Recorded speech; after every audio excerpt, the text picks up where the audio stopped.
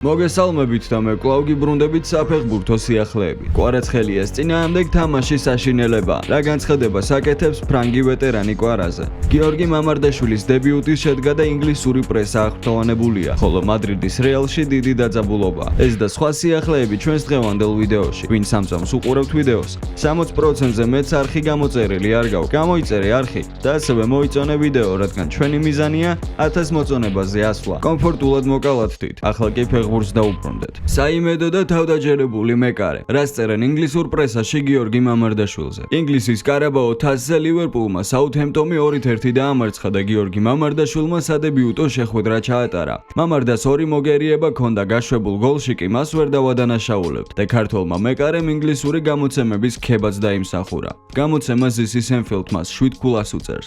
მატჩის დასაწყისშივე ჩაერთო თამაში და ადამ არმსტრონგის დარტყმა მოიგერია. შემდგომ ეპიზოდებში სიტუაციებს დამაჯერებლად აკონტროლებდა. liverpool.com 7 ქულა. ვალენსიადან გადმოსვლის შემდეგ ლივერპულის მაისურით სადებიუტო მატჩი ჩაატარა. თამაშში მალევე ჩაერთო და ადამ არმსტრონგის დარტყმის შემდეგ კარგი ბურთი მოიგერია. მთელი მატჩის განმავლობაში ხელით კარგად თამაშობდა და 7 გაწონასწორებული მეკარე იყო. თუ არ ჩავთვლით ერთ გადაცემას, რომელსაც კი ნაღამ პრობლემები მოყვა. გამოცემა გოლი გიორგი მამარდაშვილს 6 ქულას უწევს. კარგი დებიუტი ქართველი მეკარესთვის, რომელსაც უფრო მეჯერ მოუწია თამაში ჩართვა, ვიდრე თვითონ ელოდებოდა. რამოდენიმე კარგი ბურთი მოიგერია და ლივერპულის კარში კომფორტულად გამოიყურებოდა. Liverpool Echo 7 ქულა. ძალიან კარგი ბურთი მოიგერია და აშკარად ძალიან თავდაჯერებული მეკარია. პასების გადანაწილების მხრივ სამუშაო აქვს. მატჩის მიწურულს მაღალი ბურთი მოიგერია და გუნდს ამით წნეხი მოუხსნა. მატჩის დასრულების შემდგომ მამარდამ ინსტაგრამის საკუთარ გვერდზე პოსტი გამოაქვეყნა და საკუთარ დებიუტს გამოეხმაურა. განსაკუთრებული მომენტია ჩემს ცხოვრებაში. ბედნიერი ვარ ჩემი დებიუტით ლივერპულში. ამაყივა რომ გავხდი პირველი ქართველი ფეხბურთელი, რომელმაც ითამაშა ამ ლეგენდარულ კლუბში. ვიცი რამდენს ნიშნავს ეს ჩემი ოჯახისთვის და მთელი საქართველოსთვის. მადლობა მხარდაჭერისთვის. ეს მხოლოდ დასაწყისია. დაწერა გიორგიმ. კომენტარი ასევე წითლების მთავარმა მწვრთნელმა არნე სლოტმაც გააკეთა. მან გუნდის თამაში შეაფასა და გიორგი მამარდაშვილი შეაქო, რომელმაც მერსესაიდულ გრანდში სადებიუტო მატჩი ჩაატარა. ჩვენი საუკეთესო თამაში არ ყოფილა, მაგრამ ეს მოსალოდნელია, როდესაც მოედანზე თითქმის სრულიად ახალი გუნდი გადის. ბევრი ისეთ მოთამაშეს მიეცა დრო, რომლებსაც დიდი ხანია არ უთამაშიათ. მიუხედავად ამისა დადებითიც ბევრი იყო. გიორგი მამარდაშვილმა ძალიან კარგი თამაში ჩაატარა.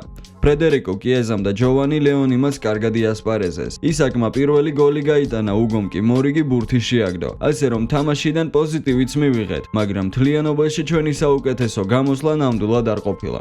ასეთი კომენტარი გააკეთა წითლების მთავარმა მწვრთნელმა არნე სლოტმა. ჩვენ კი რა დაგვრჩენია? წარმატებები ვუსურვოთ გიორგი მამარდაშვილს. იმედია შეძლებს ასეთ თამაშებში თავის გამოჩენას, რათა მომავალში ლივერპულის ნომერ 1 მეკარე გახდეს. ცნობილი ესპანელი ჟურნალისტი ანტონიო რომერო ვინისიუს რეალის მთავარ ფეხბურთელად აღარ მიიჩნევს და ამბობს, რომ ეს უკვე მბაპეს გუნდია. ბრაზილიელის გავლენა და წონა ნელ-ნელა იკლებს. ესპანიელთან ლა ლიგის ბოლო ტურში ბრაზილიელი შეცვლით უკმაყოფილო დარჩა და ეს ღიად დააფიქსირა. ვინისიუსი გუნდში ბალანს არ არღვევს, მაგრამ ის აღარ არის გუნდის ნომერ 1 ფეხბურთელი. ახლა ეს მბაპეს რეალია. სხვა სიტყვებით რომ ვთქვათ, ვინისიუსის სტატუსი შეიცვალა, ან ვინისიუსი შეეგუება ამას, ან პრობლემები შეექმნება. ახალი მწვრთნელი მოვიდა და როდესაც ის ვინისიუსს ცვლის, იგი ისტერიკებს აწყობს. ასეთი დამოკიდებულება არ გამოდგება. მწვრთნელმა უთხრა, რომ თავი ხელში აიყვანა, ან არ ეთამაშა. ის როგორც გათამამებული ბავშვია, გაბრაზება, როდესაც მას ცვლიან გამოსავალი არ არის. განაცხადა ჟურნალისტმა ანტონიო რომერომ. შეგახსენებთ, რომ ვინისიუსი და რეალი ახალი კონტრაქტის პირობებზე დღემდე ვერ აღწევენ შეთანხმებას. ბრაზილიელი ანაზღაურების საგრძნობლად გაზრდა სითხოვს, გუნდში მისი სტატუსის გამო. ჩაბი ალონსოს დანიშვნის დღიდან კი მისმა სტატუსმა შემცირება დაიწყო. ვეტერანმა ფრანგმა ფეხბურთელმა, ბორდოს, სენტ-ეტიენისა და სევილიას ყოფილმა მცველმა ბენუა ტრემულინასმა ოქროს ბურთის დაჯილდოებაზე თავისი აზრი დააფიქსირა და ხვიჩა კვარაცხელიას შესახებას დაწერა. ტრემულიანი ამჟამად გავლენიანი ფრანგული გამოცემა ლეეკვიპის კონსულტანტად მუშაობს. ვეტერანი ფეხბურთელი ამბობს,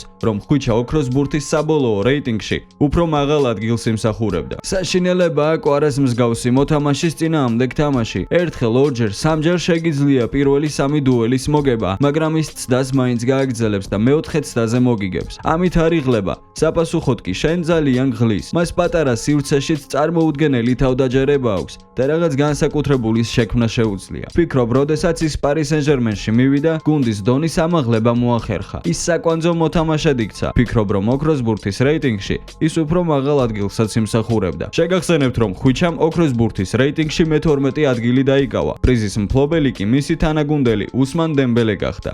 მიმდინარე სეზონში ხვიჩა კვარაცხელიამ პარიზული გუნდის მაისურით 5 შეხვედრა ჩაატარა და თავის გამოჩენა ჩემპიონთა ლიგის ჯგუფური ფაზის პირველ ტურში ატალანტას წინააღმდეგ გატანილი გოლით მოახერხა. წარმატებები ხვიჩას და იმედია მომავალ წელს ოქროს ბურთის დაჯილდოებაში მინიმუმ ტოპ 3-ში იქნება. საუკეთესო ვარიანტში კი მოიგებს. დღევანდელი ვიდეო დასასრულს მიუახლოვდა.